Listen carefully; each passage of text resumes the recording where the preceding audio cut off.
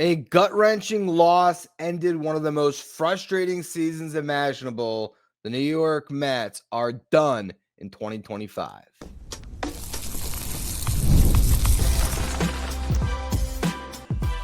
You are Locked On Mets, your daily New York Mets podcast. Part of the Locked On Podcast Network, your team every day. Hello to all you amazing Mets fans. You're watching Locked On Mets, part of the Locked On Podcast Network, your team every day. I'm your host, Ryan Finkelstein. I've been covering the New York Mets on this show since the 2019 season. It's the only podcast that covers the Mets 7 days a week throughout the regular season and 5 days a week throughout the offseason. If you want to find any of my written work, you can do so over at justbaseball.com, where I work as the editor-in-chief. This episode is brought to you by 5-Hour Energy. Enough with boring, flavorless caffeine. It's time to give your caffeine a flavor upgrade with 5-Hour Energy shots. Go to www.5hourenergy.com or Amazon today. Well, the New York Mets season is done. If you had to write a script for the worst way the 2025 season could have come to an end, that's exactly what we watched unfold. And it was all of our worst fears as a fan base realized in a day. Everything that you could have expected to happen to go wrong for the Mets did. They did not score a run. They had a starting pitcher not make it out of the second inning. Their bullpen completely blew it. And I think we can really get back into dissecting what happened in that game, wondering how it was managed. So you could say the manager made mistakes. And also, you had an opportunity to make the playoffs if you won, but you needed the Reds to lose. And the Reds do lose the game. So you get the help you needed, and you couldn't hold up your end of the bargain. This was one of the most frustrating seasons I think I've ever covered with the New York Mets. The only thing that compares to it really is 2023, but that meltdown happened in the first half. And so by the time you got to the end of the season, you just didn't care anymore. This is so much worse because it ends just in a whimper. It ends without even getting a chance to get into October when all it would have taken was 84 wins to get there. It's almost a combination of 2022 and 2023. 2023 because it's a team that just really failed to meet expectations. 2022 because of how that season ended. Now, that one ended up in a playoff berth, but if you just remember the Mets being in line to win the division all year, and then at the very end, the Braves snuck up and catch you. You go to Atlanta and had that pitiful series. And a lot of people say, oh, that wasn't a collapse. The Mets still made the playoffs. The Braves just took it from them. But look, you were in line to win the division, and you went into Atlanta, and you got embarrassed. And then you had a playoff series against the Padres, and again, you got embarrassed outside of Jacob deGrom winning you a game. But this is a little bit of all of that wrapped into one. And the title of the show today is Where Did the New York Mets Go Wrong? And I've spent hours trying to grapple with this. I feel, I don't even know how I feel. I feel frustrated. I don't even know if I can say confused, but just, I'm at a loss. I'm at a real loss because you planned for a team like this one to get into the playoffs, to be able to cover something beyond 162. And it didn't happen. And so, again, the title of the episode, Where Did the 2025 New York Mets Go Wrong? And there's so many ways that we can view that question. There's so many different jumping off points that can be had from it. And the beautiful thing, I guess, about what the next month is going to be is that's all we will do on this show. I will be looking towards the future. We will start talking about prospects. We'll get to have some time to really dive deeper into what was a great year for the Mets organizationally below the MLB level. But there's also going to be a lot of shows talking about what went wrong this year. Looking at Carlos Mendoza's performance as a manager, looking at David Stern's performance as the president of baseball operations, looking at the star players and how they did. But today, with no baseball ahead of us as fans, we're all just left wondering or just thinking about what could have been and just feeling that sense of loss. Because while you might love to hate the Mets or you just love the Mets, whichever way you fall into it. If you are a sycophant, if you are always keyed in on this team, there's nothing worse than the end of a season. Last year was an incredible run. It was just as devastating when the Mets were beaten by the Dodgers. At least you could hold your head high and say, what a great run for this team. But that didn't make it any easier the day after. You might forget about it now, but I certainly remember that sense of loss of, oh man, I wanted to watch a Game 7. I wanted to see the Mets end up in the World Series against the Yankees. All of those things that weren't fully realized because the Mets came up a little bit short. This year they came up a lot short. And we can go into, again, a bunch of different areas where this team blew it. I talked about it in the gut reaction live stream I did right after it ended. I talked about Brandon Nimmo, bases loaded, 1 out. If he can get a sac fly against the Nationals last Saturday, you're in the playoffs. And there's so many singular games that you can point to when you get eliminated via tiebreaker at the very end of the season. You look at this series. The Mets had a lead on Friday night. I was in the building for it. Brandon Sproat has a bad inning. Carlos Mendoza goes to Gregory Soto. Gregory Soto gets caught with his pants down, and Augustin Ramirez steals 2 bases on him. And then all of a sudden, it's base hit, run scored, 2-run homer, game's over. That's a game you'd love to have back. But you can't get any of them back. You can't fix what went wrong. All you can do is try to analyze it and hope the New York Mets make necessary changes so that next year they are in a better position. They do find themselves in the playoffs, and they have a team that can go the distance. Because ultimately, I'll tell you what's not wrong with the New York Mets right now. Juan Soto, Francisco Lindor, and Pete Alonso. That's what's not wrong with the New York Mets. Juan Soto, for all of his blemishes, and yeah, you could say that Soto in the beginning of the season not being clutch cost the Mets. You could say that Soto had a bad game on Sunday. He still hit 43 home runs, stole 38 bases, and drove in 105. You could say Francisco Lindor was a little bit sloppier at shortstop this year than he's been in the past. That he was not playing at the same MVP level we saw in 2024. But he went 31-31 with home runs and stolen bases, and he put together another 6-win season as the Mets starting shortstop when you look at WAR. Not his fault. Look at Pete Alonso, 38 home runs, best OPS he's had since his rookie season at 871. Did Pete have stretches where he was not very good? Was he streaky? Absolutely. Was this on him? No.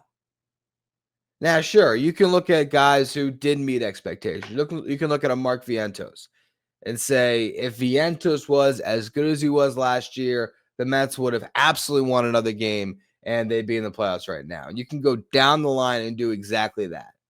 You could say if Jeff McNeil didn't fade in the final couple weeks, had a bad month of September, maybe the Mets make the playoffs. And if Cedric Mullins wasn't a complete disaster at the trade deadline, maybe the Mets make the playoffs. And if the other bullpen additions that the Mets made at the trade deadline, if those guys were good, the Mets make the playoffs. There's a million things that could have gone a different way for the Mets to make the playoffs, but it's not going to change the fact that they aren't there. So what killed the Mets season? Well, I wrote an article about this 5 days ago, and I still think it's true. And while there are a lot of different ways that you can look at it, what killed the Mets season is their starting rotation. And the lessons learned on how to build a quality starting rotation are what could be the difference in the Mets finding themselves in a similar position next year or being in a much different space where they're in October with a chance to make some noise. So I want to talk about where everything fell apart for this rotation in just a minute. Today's episode is brought to you by 5-Hour Energy. Caffeine just got a flavor upgrade. 5-Hour Energy shots deliver tasty caffeine in 17 bold flavors. Each 2-ounce shot packs the caffeine of a premium 12-ounce cup of coffee, plus B vitamins and nutrients with 0 sugar and 0 crashes. What I love about 5-Hour Energy is how portable they are. Big taste, tiny shot, so you can take it anywhere and get that boost when you need it. My favorite flavor is blue raspberry, but there's so many great flavors to choose from, whether you like cherry, berry, apple bash, peach mango. There's a lot to choose from. And again, the best part, it's sugar-free, so you're not going to have to worry about crashing later. Enough with the boring, flavorless caffeine. It's time to give your caffeine a flavor upgrade with 5-hour energy shots. Get the favorites you love or be bold and try something new in-store and online at www.5hourenergy.com or on Amazon today.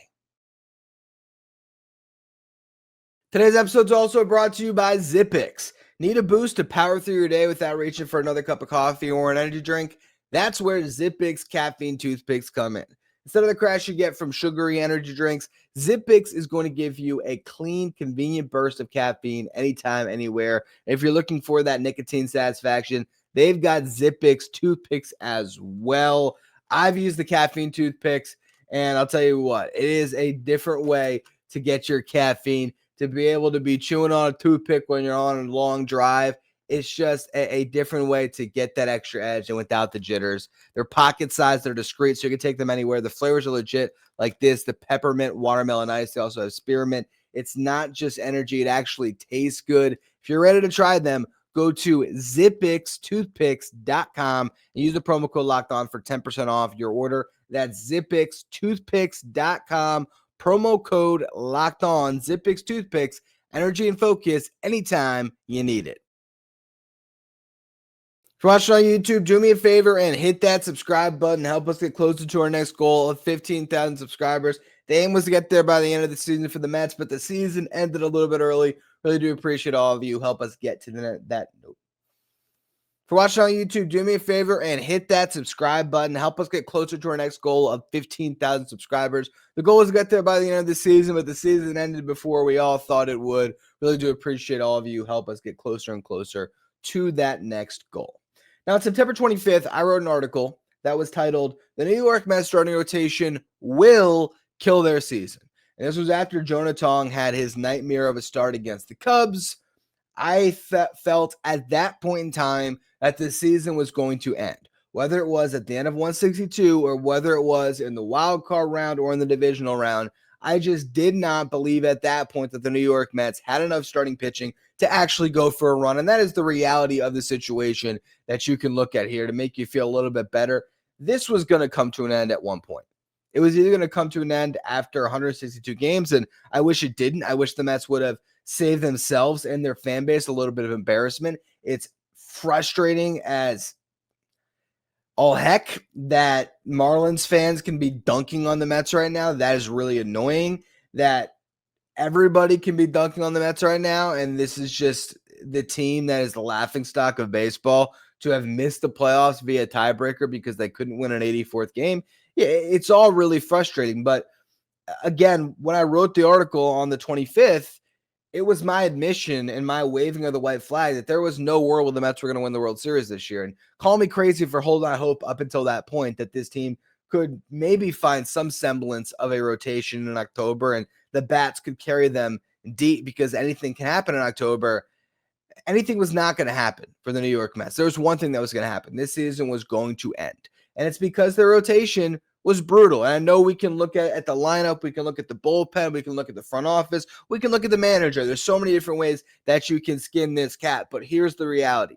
The New York Mets had the best rotation in baseball, and that led to the best record in baseball through 69 games. They were 45-24. They were 21 games over 500. And from that point on, when Kodai Senga leaped for that ball from Pete Alonso and messed up his hamstring, everything fell apart. And the Mets, from that point on, went 38-55 till the end of their season, and they end up missing it by a game. It is hard to look back at this season and say anything or to pinpoint anything that was the bigger culprit and where this team ended up in their starting rotation. And in the article, I really did dissect the whole thing. I went through exactly what happened.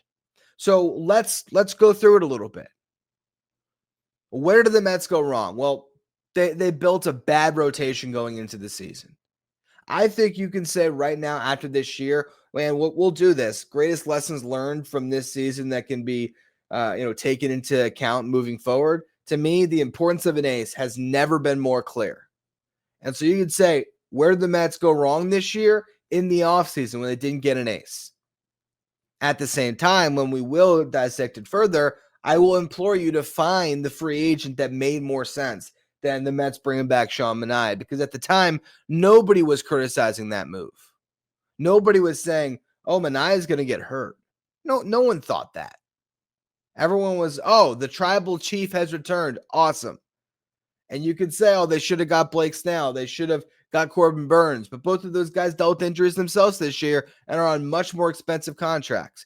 Should have got Max Fried. Well, the Yankees made a full court press to get Fried after the Mets signed Soto, and they gave him an 8-year deal for a pitcher who's 31. That might not work out for the Yankees long term. It worked out this year, but long term, who knows? Now, you could say, oh, the Mets should have traded for Garrett Crochet, but do you like Nolan McLean? Because he might be a Red Sox if you had traded for Garrett Crochet. So when you go back and you look at it, okay, maybe the Mets messed up by not getting an ace, and maybe that's something that they correct moving forward. But the best way to get an ace is to develop an ace. And maybe the Mets have done that with McLean, where next year you'll have one in-house. But the rotation that the Mets had at the beginning of the season, the one that everyone is looking back on now and saying, I can't believe you didn't add Jose Quintana after both Manaea and Montas went down in spring training. Well, that rotation, the rotation that had Kodai Senga, David Peterson, Clay Holmes, Tyler McGill, and Griffin Canning, they were the best in baseball through 69 games. Through 13 turns in the rotation together, none of them put up an ERA above 4. Kodai Senga led the pack with a 1.47 ERA, but David Peterson and Clay Holmes were both sub-3. You had Peterson at a 2.49, Clay Holmes at a 2.95. Griffin Canning had a 3.22 ERA across his first 13 starts, and Tyler McGill was posting the best numbers of his career, a 3.77 ERA and 84 strikeouts in 64 and 2/3 innings pitched. Outside of those 5 guys, you had Blade Tidwell, who made a start and a couple of bulk relief appearances behind an opener, and that was about it. So you really were able to stick with a healthy 5-man rotation that was carrying you through those early couple months of the season. Senga goes down pretty much right after that. Tyler McGill has a rough start. He ends up on the IL with elbow soreness, makes his bid to return with rest and rehab, ends up not being able to do it and needs Tommy John surgery. And then you had the Griffin Canning injury, where he was in the middle of a gem and he tears his Achilles on the field. And you knew it as soon as it happened. And all of a sudden, that depth was evaporated. And you had to turn to Paul Blackburn. You had to turn to Frankie Montas coming off the IL after never really showing that he had found it in his rehab to come back from his injury in the minor leagues. And those guys did not pitch well. But then you say, okay, so why didn't the Mets address their rotation at the deadline? And I'll tell you why they didn't address their rotation at the deadline. They really bought into the idea that Sean Manaea and Kodai Senga coming off the injured list was going to be enough, especially when they had Nolan McLean and Brandon Sproat waiting in reserve, and even Jonah Tong to a certain extent. They felt like their depth in-house was enough. And you say, well, that's crazy. How could they have thought that? Well, David Peterson at the deadline was sitting at a 2.83 ERA through 20 starts. No one could have envisioned that he was going to fall off the way he did in his final 10. Sean Manaea pitched great coming off the injured list. We forget this. Gave up 1 run in each of his first 4 appearances, but that was all. 17 1/3 innings pitched. He struck out 22 and gave up only 11 hits, only walked 4. That's a whip under 1 and a strikeout per 9 over 11. Those are all indicators that Manaea was going to be some semblance of the guy the Mets got in 2024. And Kodai Senga had 1 really good start off the injured list, then a couple of bad ones. And so there was some signs of a meltdown coming, but no one could have envisioned it would have gone as bad as it did for Senga. Again, nobody could have thought that Peterson would be as bad as he was. And those 3 guys just making the rotation a utter disaster every turn through from the deadline on, where 3/5 of your rotation was, giving you horrible starts and not getting deep into games, which then puts a greater strain on your bullpen. And just the snowball effect is real when you start to have multiple guys giving you bad starts in a row. That's why the Mets lost this season, because they saw their rotation completely fall apart. And again, you can blame whoever you want to. You can blame Jeremy Hefner. You can blame the individual pitchers. And I know a lot of you want to blame David Stearns.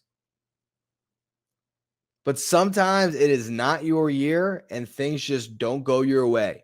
And I think when you look at the injuries that the Mets endured, when you look at the way that their guys fell apart, it was a decline that nobody could have foreseen. And the best way to combat it moving forward is to develop your own arms. And that's where you look at a future rotation next year of Nolan McLean, Brandon Sproat, Jonah Tong at some point coming up, although I think he needs some more seasoning in AAA. Christian Scott coming off of the IL after a year rehabbing from Tommy John. And then hoping that you get a little bit more from the guys that are under contract. I think Clay Holmes, you feel great about him as a number 3 starter. What are you going to get from David Peterson? What are you going to get from Kodai Senga? What are you going to get from Sean Manaea? But I really do think that's what killed them that season more than anything else.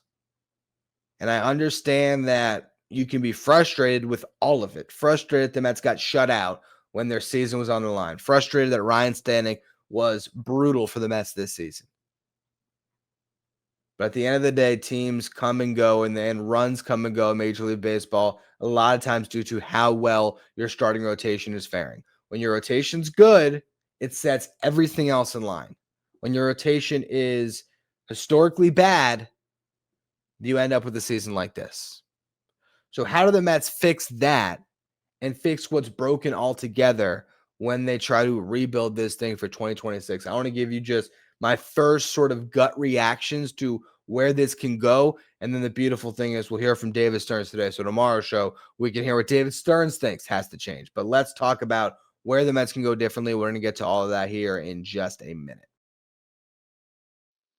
Today's episode is brought to you by Nutrafol. You've probably seen a million ads for hair growth products and thought, sure, like that actually works. There are so many products out there. It's hard to know which ones are actually going to do anything, but that's where you should give Nutrafol a closer look. Nutrafol is the #1 dermatologist recommended hair growth supplement brand, trusted by over 1.5 million people. And it's not just hype. This is a supplement that's clinically tested that targets the root causes of thinning and shedding with a proactive approach. Whether you're at work or out with friends, or even if you're getting ready in the morning, Nutrafol gives you more confidence in your daily routine.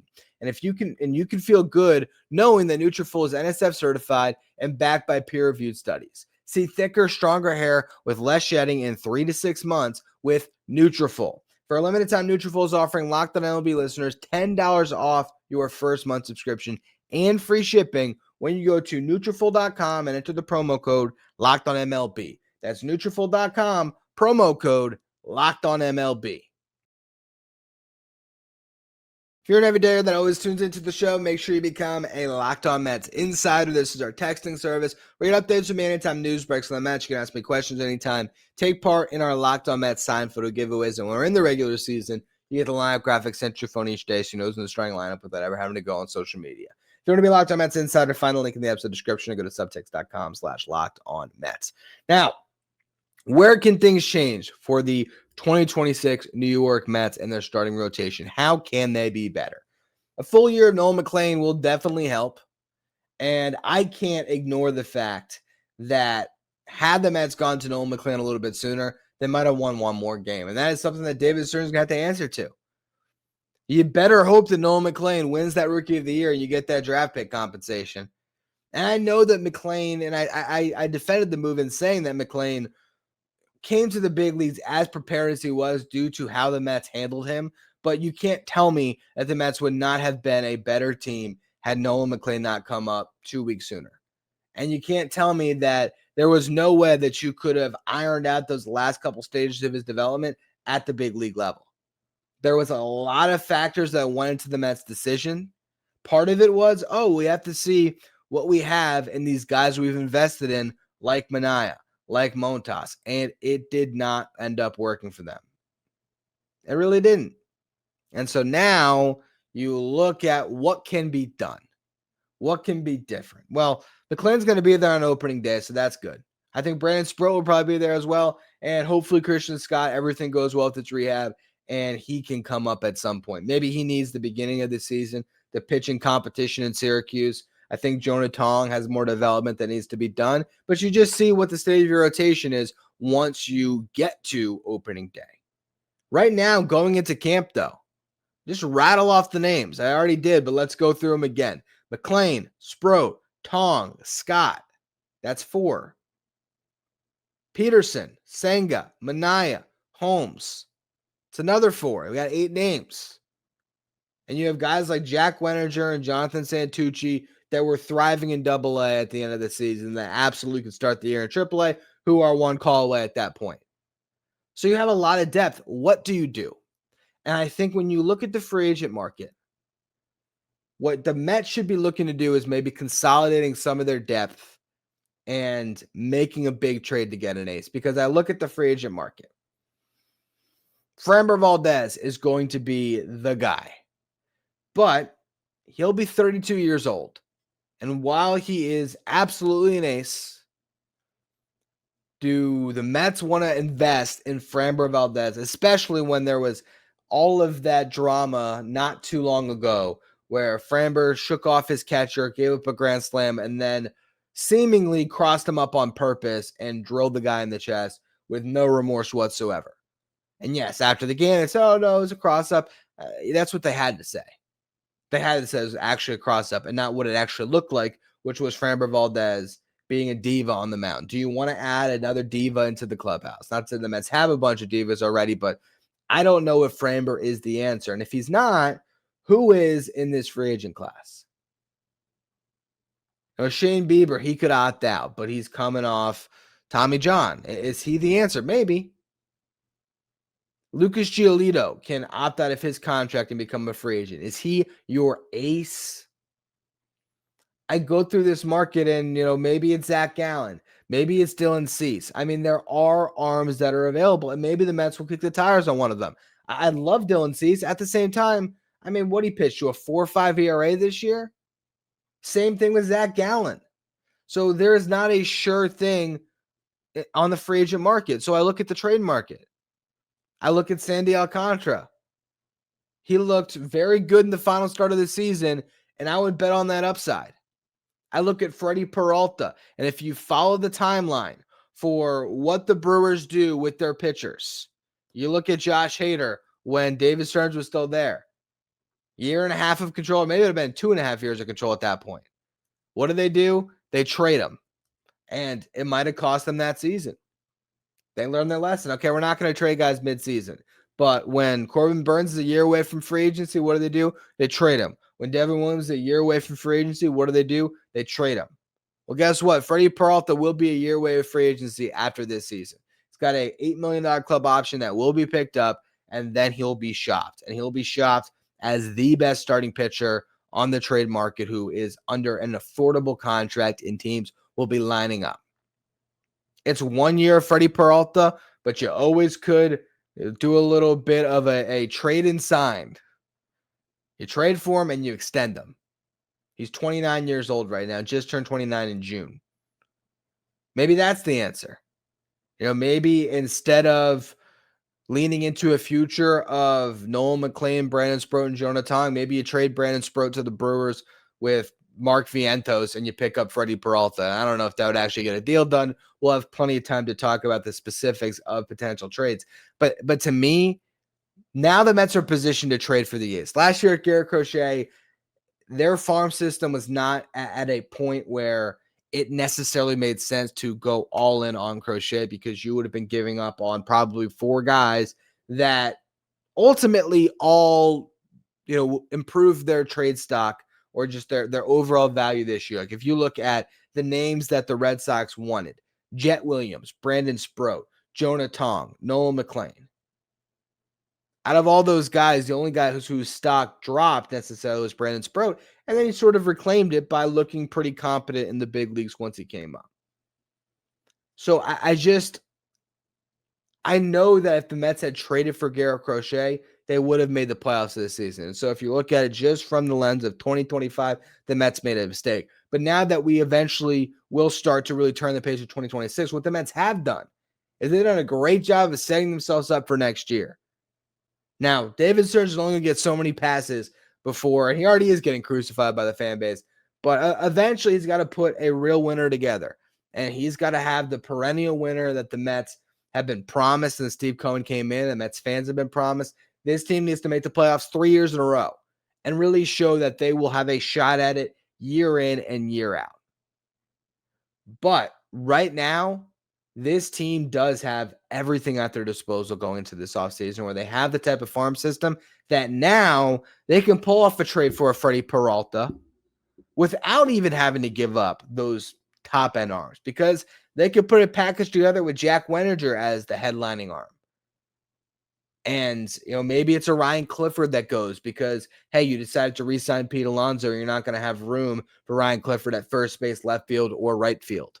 So maybe that ends up being the guy that you trade because it gets you the ace you need for the upcoming season.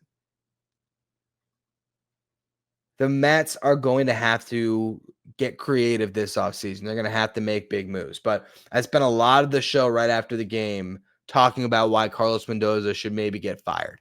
And I was frustrated, but I said on that show, I still don't believe it'll happen. And Andy Martino is saying it won't happen. So we'll see. We'll see if the Mets cut bait on Mendoza, which I don't think they'll do. And they might instead make his coaching staff the scapegoat. They might clean house. People that should not be fired from that coaching staff, Antoine Richardson, who put together the most amazing running game you could have imagined for the Mets. He should be their first base coach. Jeremy Hefner, could get the blame for this. I think the Mets still like what he has done overall. And I imagine that Desi Drusel, who they picked up from the Yankees, he's going to be fine. So I don't know. I think you clear out the hitting coaches and you start to figure out the rebuild or the retool from there. For how do you retool the roster? Saying goodbye to Starlin Marte in free agency, I think that clears the way for young players to step into bigger roles. Maybe you got to take Jeff McNeil's last year of team control and you eat down that contract. And maybe you send him out to turn over a new leaf. But the two biggest free agents that we'll be looking at are the internal ones of Pete Alonso and Edwin Diaz. Guys that theoretically could be signed in that 5-day window from after the season until free agency. It happened one time with Edwin Diaz. I wouldn't be surprised if it happened again. And if you bring those guys back, then you look at this roster and there's not a ton of holes. You'd have your closer. You'd have, the middle of the lineup that you need. You have positions that can definitely get better, but you have prospects that'll help that with Jet Williams and Carson Bench at second base and center field. And you have a lot of depth in this rotation. So to me, I think the biggest thing that we're going to have to see this Mets team do is try to consolidate some of their assets, push the chips forward, and get an ace for one that they can really go to the bank with, but also just maybe trade some of their larger depth for higher upside current pieces for the roster to be better in 2026. The good news is we got a lot of time to talk about it. So I really do appreciate all of you who have tuned in throughout this season, and especially for those of you who will stay along for the ride as we get into the offseason content. On tomorrow's show, David Stearns is going to meet with the media, so we will be breaking down everything that he said and what we can take from it. But for the last time for the 2025 season, before we start to kind of make the way towards turning our book here to 2026, I do want to sincerely thank you all who have tuned into Locked On Mets this year. I had the best job ever with this show. I cannot say enough about how much I love to do it.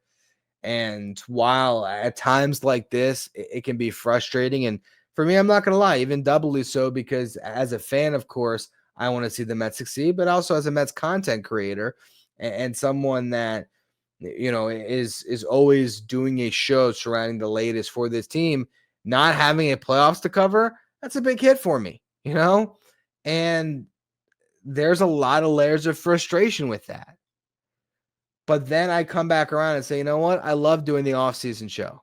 I love talking about the free agents, the trade market, the farm system. And so I'm just grateful that now we get to go and get back to that stuff that I enjoy so much. And so it's going to be a lot of fun here over the next couple of months. I promise. It's going to be frustrating at first, but it's going to be fun to dream about the 2026 Mets. I really do think the future is very bright. But again, I just want to thank you all who are along with me for this journey of this season, the roller coaster that was 2025. And I look forward to those of you sticking around and listening to the show throughout the offseason. And of course, being all fired up and ready to go once we get to 2026. Feels like forever away, but you know what? It really is only a couple short months. The pitchers and catchers will report, and we will get a clean slate and a new 162 games to dream on and to think about what can be. Instead of right now, where all we can think about is what was and what won't be. Again, thank you for tuning in. Make sure you follow, rate, and review wherever you get your podcasts. Hit that subscribe button if you're watching on YouTube. If you want to be an insider, be part of our text and service, find a link in the episode description. Go to subtext.com/LockedOnMets. Thank you for making Locked On Mets your first listen, your first watch every day. Now for your second watch, check out Locked On MLB Game Night, the show that takes you through all the action in Major League Baseball with our insight from local experts and league-wide experts that'll take you through the games. You can find Locked On MLB Game Night on the Locked On MLB YouTube channel as well as the Locked On MLB podcast feed.